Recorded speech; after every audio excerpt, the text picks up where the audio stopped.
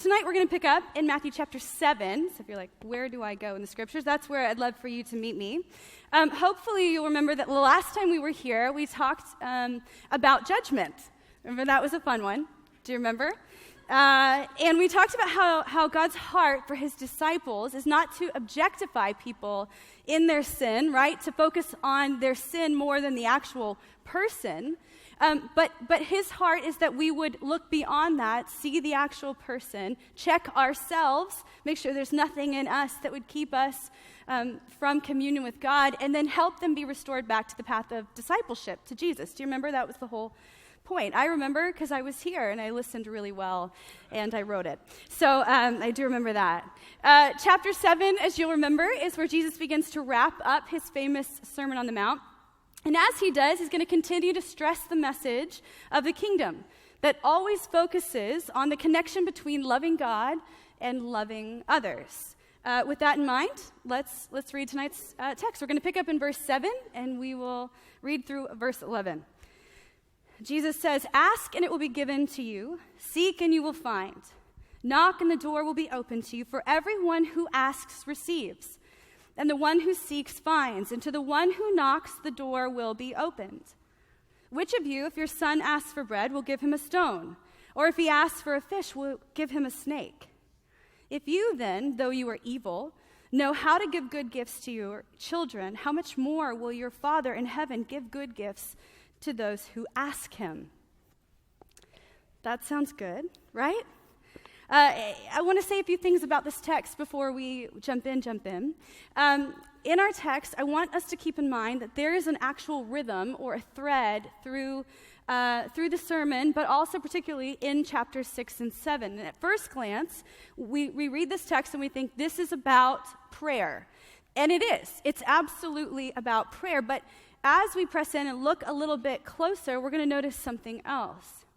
Jesus has this way through the sermon of continually highlighting how we relate to God and others. And in this teaching, he's going to unapologetically, in a subtle way, connect the two.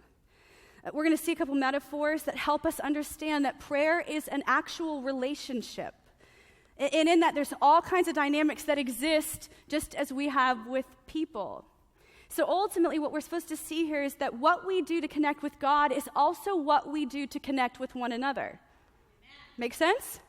Yeah, okay, so now that you're just stellar on that, let's jump in and work through this line by line. We're going to pick up verse 7 and 8.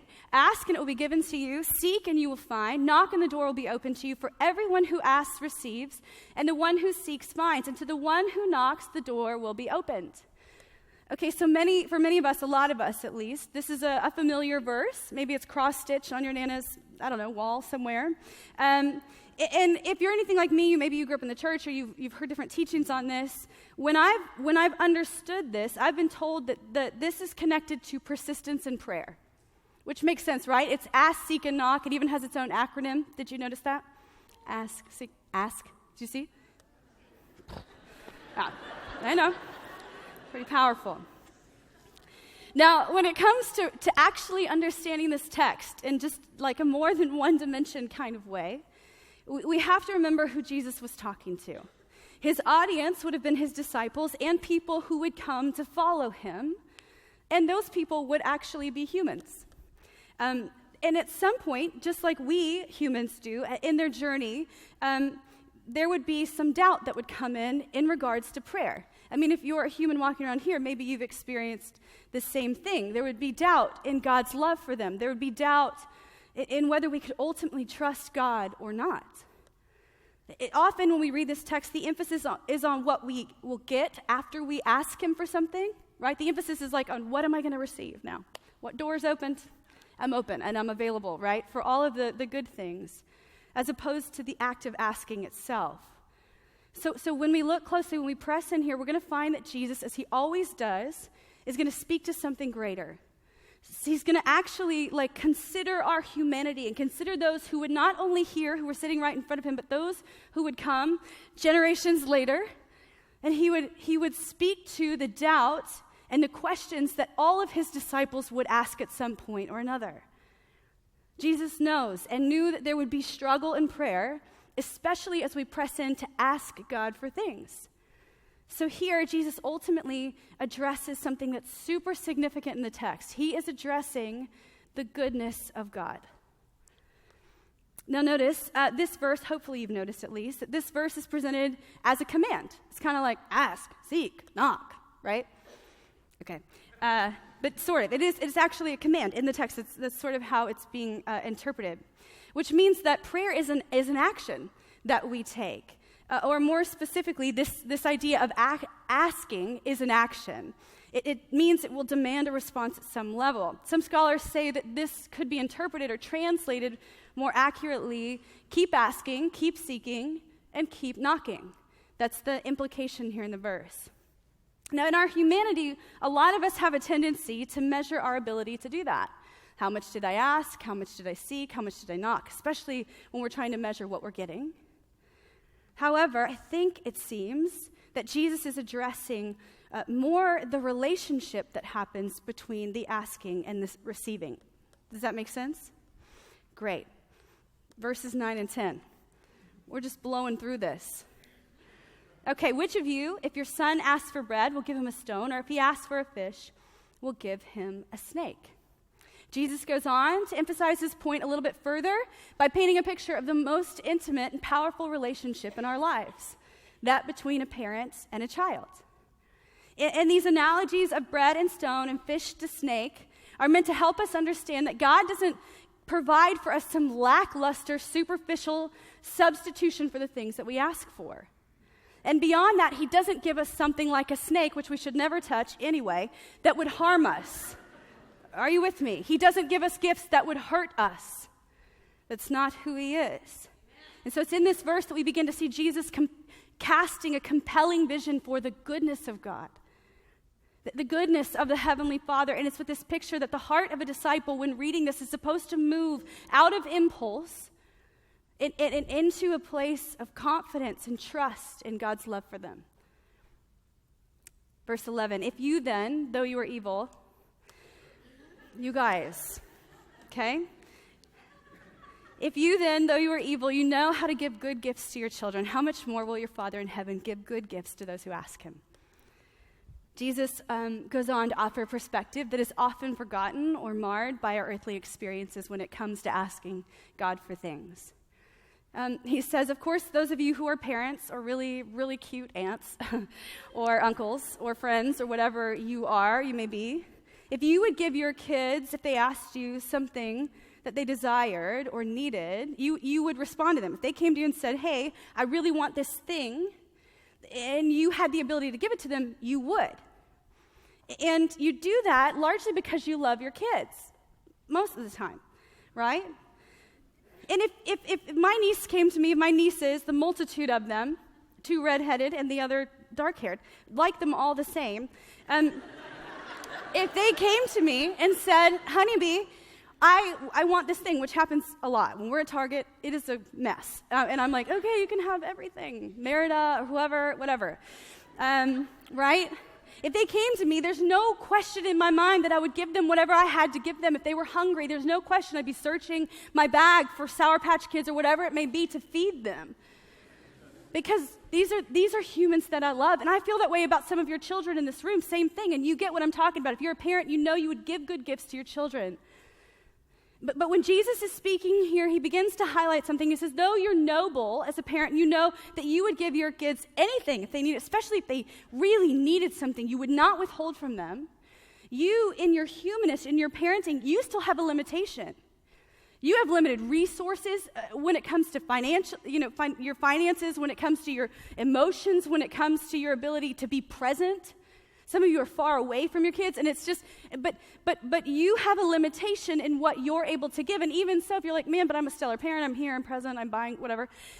Even still, there's a point at which you will be cut off.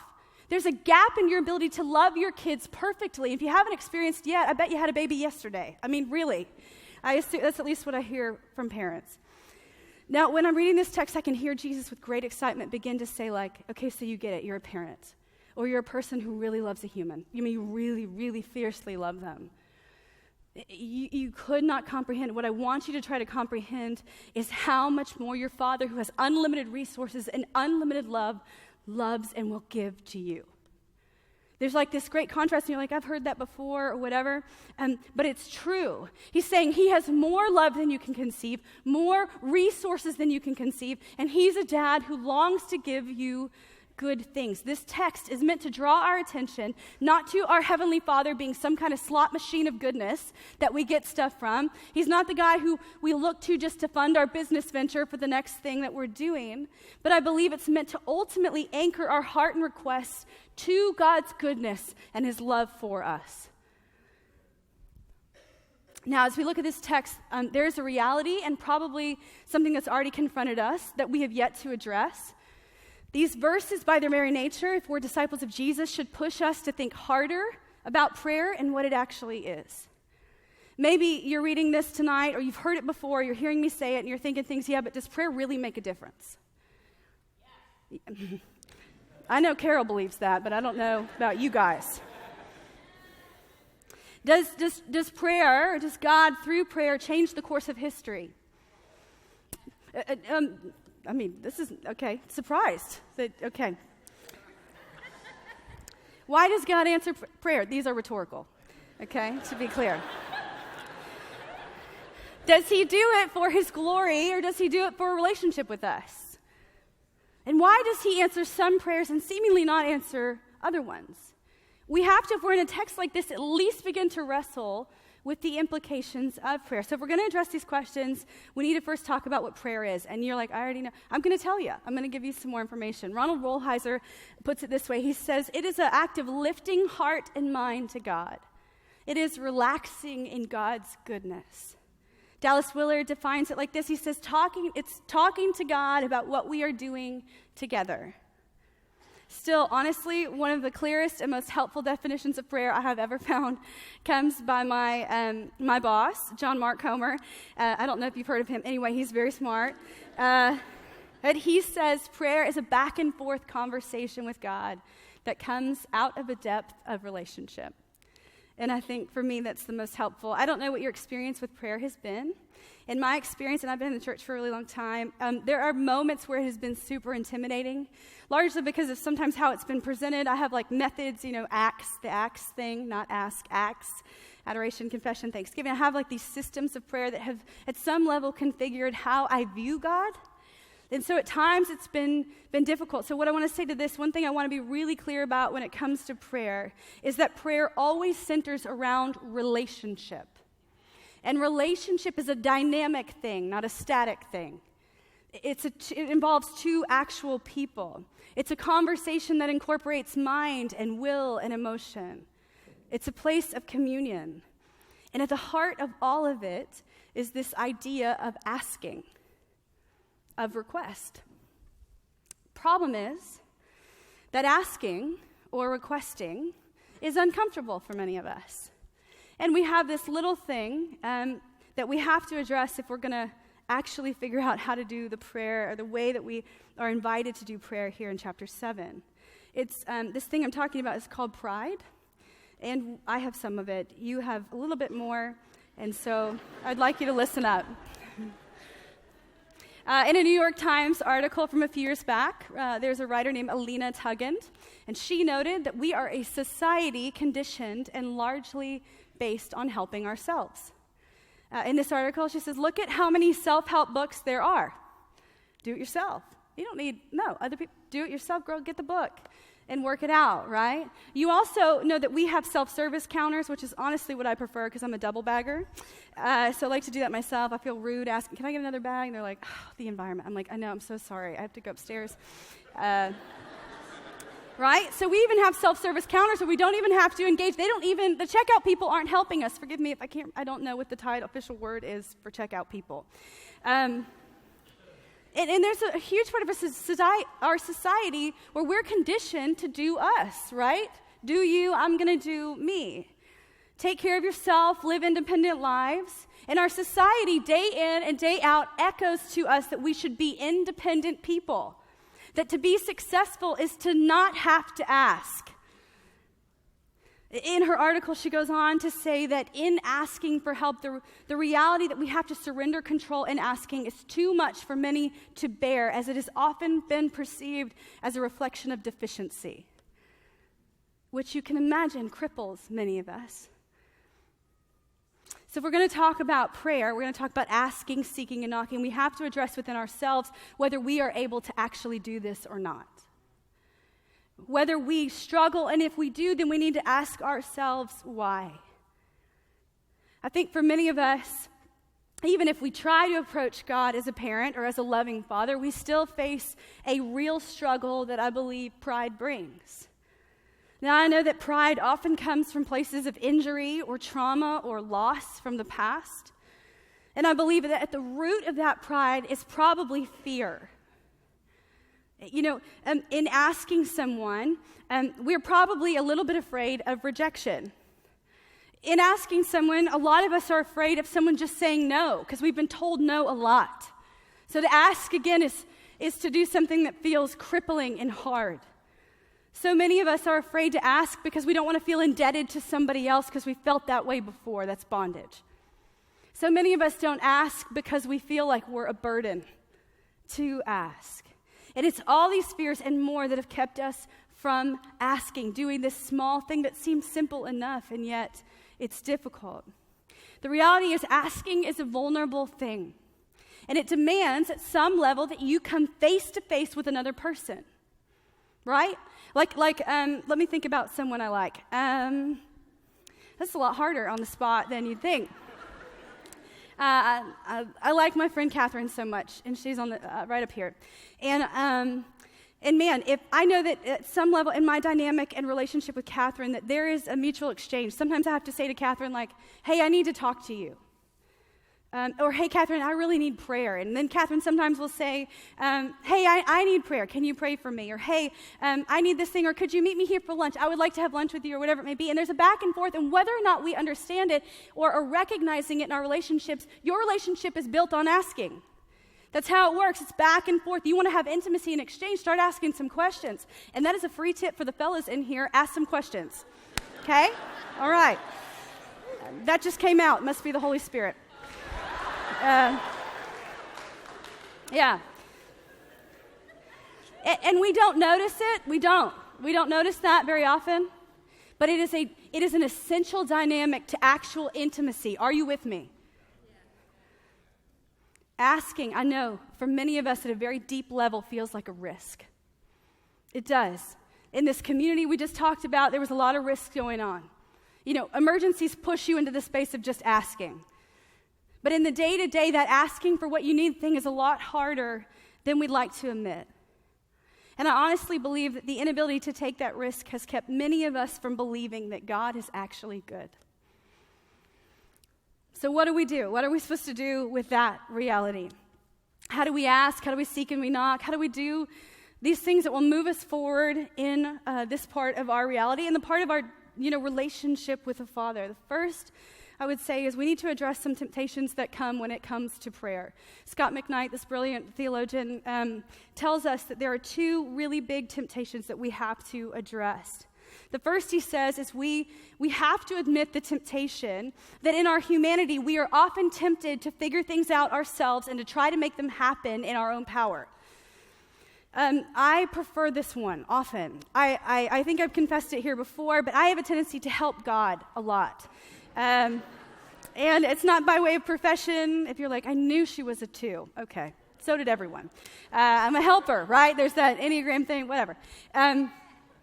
And I am, and I honestly love to help God. Even this week, there were multiple situations where I said, let me just lay it out for you. Don't worry, I'll do the planning for how this is going to go. And I'm sure he thought that was so cute. I'm sure he thought that was so sweet. But we often do this. We try to figure things out in our own minds and our own abilities. We keep things compartmentalized from God because we're like, we got this. Don't worry. I'm going to tuck this away and I'll handle this, the deeper thing. You've got other things like starving people or whatever. You start to reason out why he shouldn't come into that space and you begin to try to help him. And then more than that, you try to figure out what he's doing or what things should be like. And then you offer those suggestions up to God as though they're helpful. And I do that, so we're in the same boat. Here's the problem with this temptation, is it is a false reality. It is a place where we believe we are being kept safe because we're keeping things from God. It is the place where we manipulate other people and our circumstances, and it brings no glory to God and does nothing for us as his people. Next, we have this temptation to believe that God is distant and uncaring. You want to admit it here or not? Welcome to the club. Here we are. I've honestly, personally wondered frequently, as a common thing, how can God care about so many people at the same time? Have you ever thought that? Or does he even care that someone hurt my feelings? Does he care, about my parking spot at Target? Does he actually care?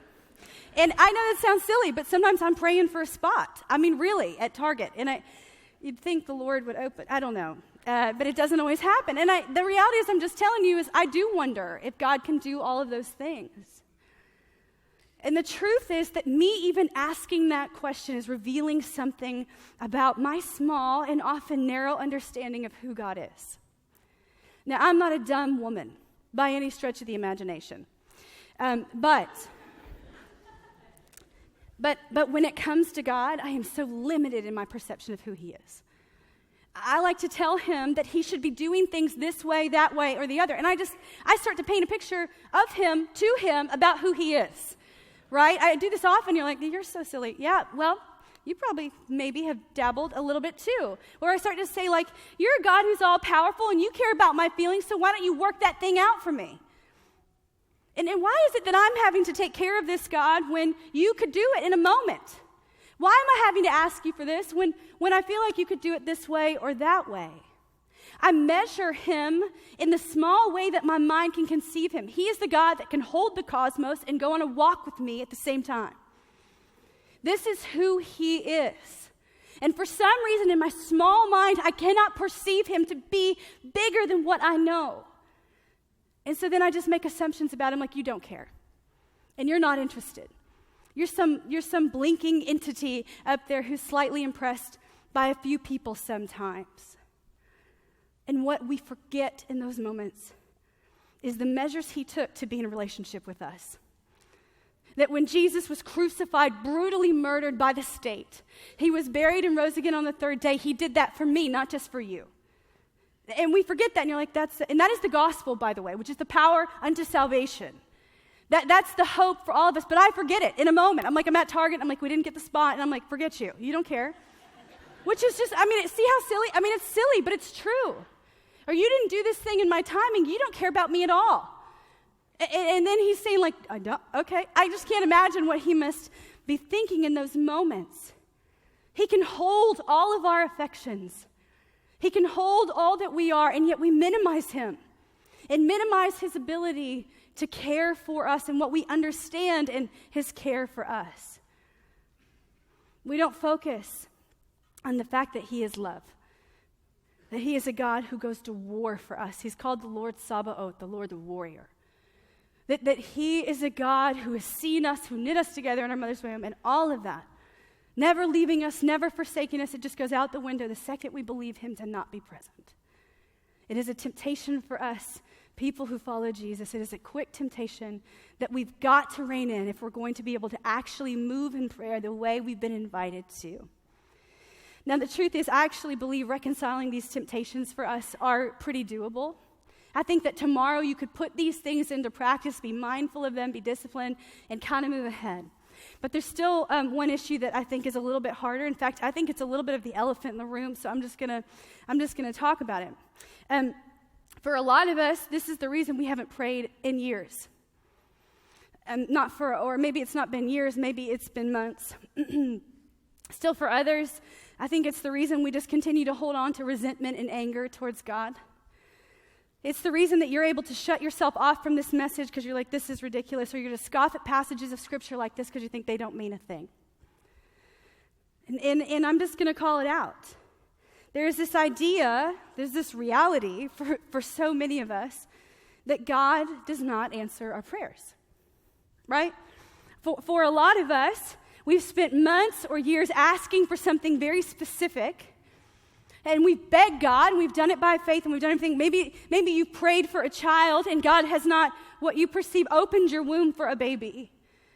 Maybe you've prayed for a husband or a spouse. Maybe you've prayed for the cancer to go away and it just will not be eradicated. And in these passages, he's saying, ask and I'll respond. You'll receive from me. And you're going, are you kidding me? So many of us, we can't deny this, that so many of us have been touched by this burn of unanswered prayer. So when we come to things like this, we say, what is the point? And the truth is, I do not have an answer for the real problem of unanswered prayer. I just don't. And even I think in our text, we feel that pressure that God's going to give to us, or I'm supposed to believe that, or at least I felt it before. Where I'm like, okay, I'm just supposed to trust that he's going to do, even though he just hasn't done. What I do know, and this is what I just really want you to hear this, what I've learned and what I am actively learning is that we cannot appeal to the mystery. We can only appeal to God's goodness. And that's what this text is driving us towards. We keep asking God, not because our circumstances have changed, not because we're more lonely than we were last week, not because we're more desperate or we're more on fire for this certain thing. We keep asking because of who he is. We keep asking because as this text has drawn our attention to it, he is a God who is unlimited in his goodness towards us. The ability in moments like this is for us to look at what is not happening and to not look to who he is.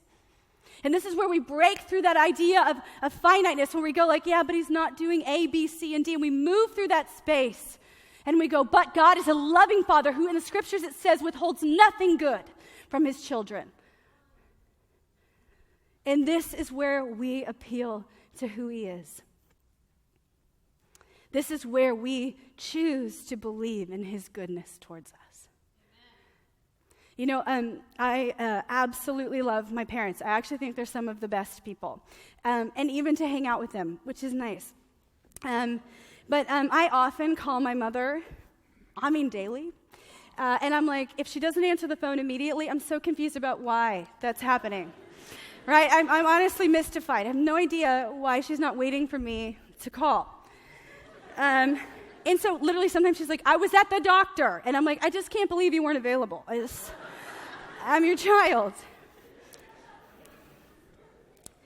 And I really, really like my mom. And I really, really like my dad, too. He's cute. He sends texts, and he puts a turtle at the end and says, Dad. Oh.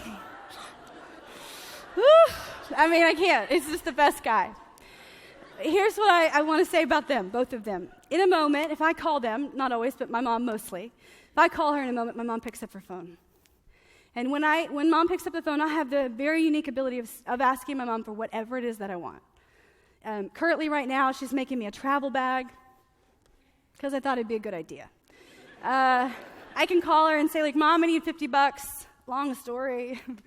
There's nothing scandalous there. But seriously, I could say, Mom, I need $50, and she'd be like, okay.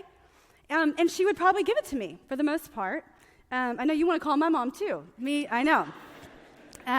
If she has it, she would give it to me. And if I said, Mom, I really need a new pair of jeans, it's an emergency, whatever. All those things that happen. You're tracking. Okay.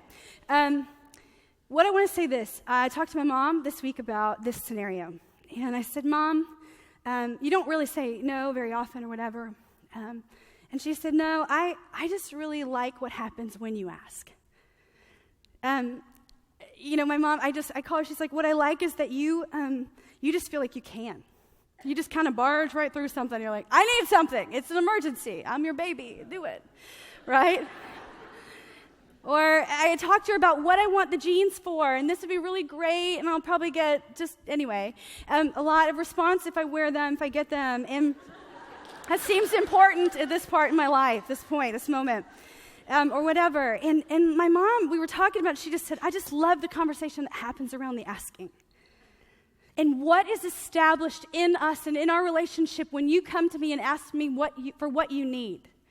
And sometimes my mom doesn't answer the phone. And sometimes she says no. But there's something that's happening in our dynamic that is essential for our relationship. It is a face-to-face exchange. It is me being vulnerable enough to say, I need something. and for her to respond out of her mother's heart and either to give or to say not now or to whatever. The point is God is after the conversation. We have long been stuck in that burning place, a lot of us stuck in the place of discouragement and disappointment. And here's the deal, that just severs our relationship with God. I want to tell you something about myself, because you're so interested. I am just not a stranger to disappointment in prayer. I am like the queen of that in this teaching, and maybe that's why I get to teach it. There's something I have been praying for 5.5 years of my life, consistently. Which some of you are like, that's nothing. Okay. But for me, that's a lot. It's a huge chunk of my adult life. And it was something that God invited me into. Very clearly, something God had handed to me and said, I want you to pray for this. And so I did. I began asking. So year one, I was like, this is going to be great. I am so good at asking for things. So here we are. I'm asking. And I thought this is a sure shooting thing. I mean, here we go, right? You've invited me to ask, so I know where we're going. We're going to get something at the end. That's the guarantee. So I was looking forward to it. So year one happens, and I'm like, that's okay. I didn't have enough faith. And I started to move into these religious spaces where I'd begin to justify why God didn't answer my prayer. And so then year two, I was like, okay, cool. I'm going to have a lot more faith and just be totally hands off. No problem, God. I'm just here to pray for it. And then I got, nothing happened. Nothing happened again. And so then year three, I'm like, okay, good. Fasting about this one, taking this to the next level of prayer. And I think this is the year 3. It's like a very biblical number. God's going to be moving on my behalf. And again, you're laughing, but you're justifying that stuff too. You're like, 7 is the number. You know, I know. Jubilee and all that. I know. We're all like mapping it out. We're Googling that. What's 7 mean? I know. And year 4 happens, and I'm ebbing and flowing on this thing God's asking me to pray for. And I'm getting cranky. That happens. And then as this January, it has been 5.5-ish years. And I have wondered time and time again if I would see actual reality happen in this situation. I mean, I'm just totally honest with you. I'm just like, please, God. And in January, I was on the floor in my apartment weeping my head off and telling God that I wasn't doing this anymore. That I was not interested in doing whatever his little prayer journey was, that I feel like I had really completed it, and that we were done. Now, something you need to understand about my relationship with Jesus is we're in a covenant relationship.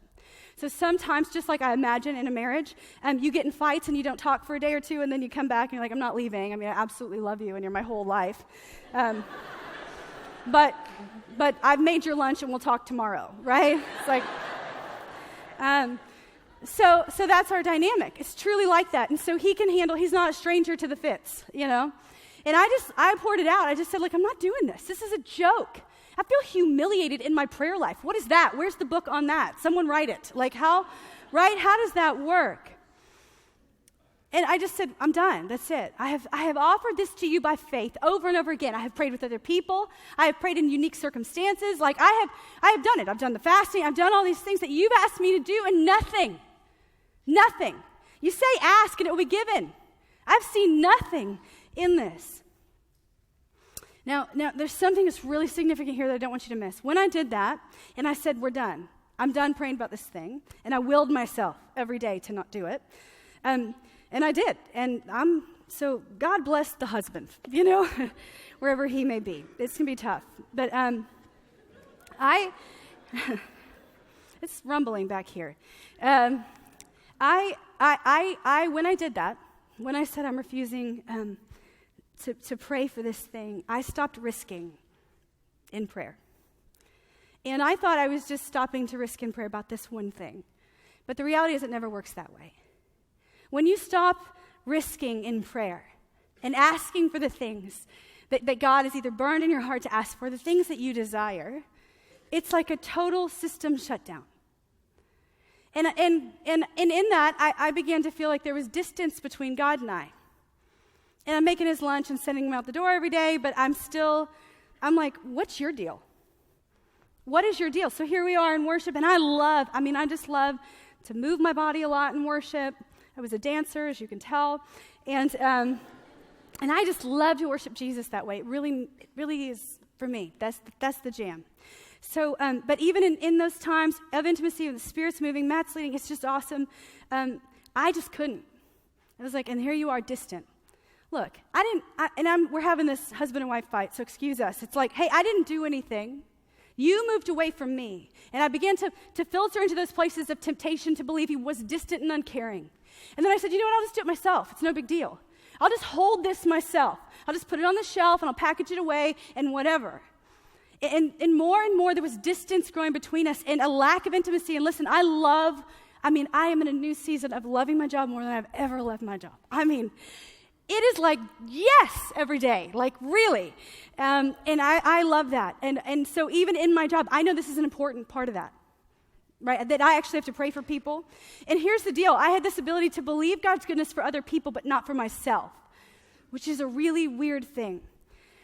So let me try to land the plane here. So we started to have a fight. It's an ongoing active fight, which I guess is how married people do it. I have no idea.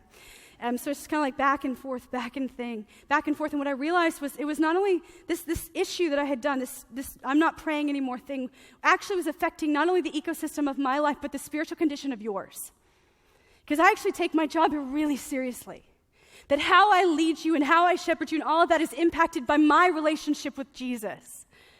And God began to bring that awareness to me and say, like, hey, there's something going on. And I had said to him, you've left me.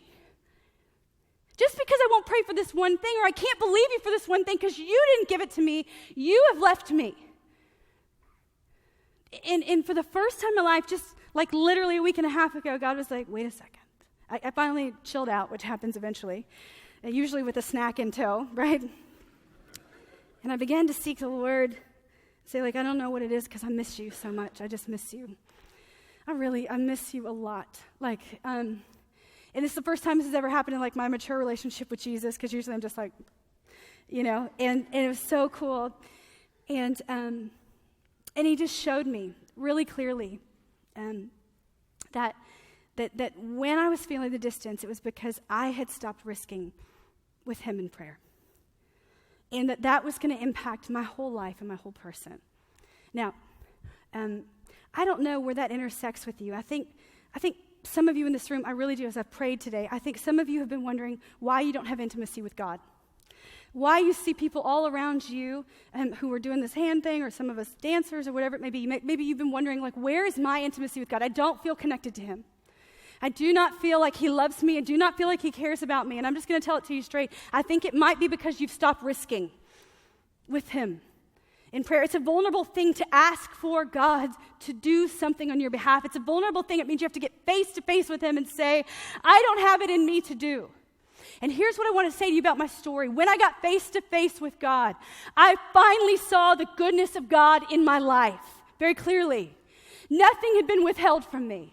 Nothing. Now, is it all working out the way? I have no idea. But once I finally got into the room with him, I saw him and encountered him and remembered how much he loves me. And for so many of you, there's a lot of us in this space probably who've been outside the room going, I'm not going in there because he didn't do what he said he would do. And you've been wondering why there's this wall and this disconnect between you and him. And if you just get into the room, you would find the goodness of God in your life. You would find the goodness of his presence towards you. It may not be what you want to hear, because that's the thing about asking. It just reveals, it makes us confront things in ourselves. Sometimes getting in that room means he's going to say, like, hey, there's this thing that's got to go. Or you're going to be found out for this thing that you've been carrying around with shame and guilt. And you know what he wants to do in those spaces? You already know the answer to this. He wants to undo that stuff, and he can't unless you are face to face. You're in a world of bondage. I mean, you just can't stop doing the thing that you're doing. But for some reason, you won't get into the presence of God and allow him to tear that off of you. The invitation tonight is that we would be people who do that. When I heard it said this week, and it was so beautiful, when we risk in prayer, we are saying, I trust you this much. I'm going to say it again. When we risk in prayer, we are saying, I trust you this much. And some of you tonight, it's just this much. It's just like, just enough. Like, that's all I have, God. I just have a little bit more risk left in me. And in that space, he meets you right there. Would you stand? And we're going to pray a second.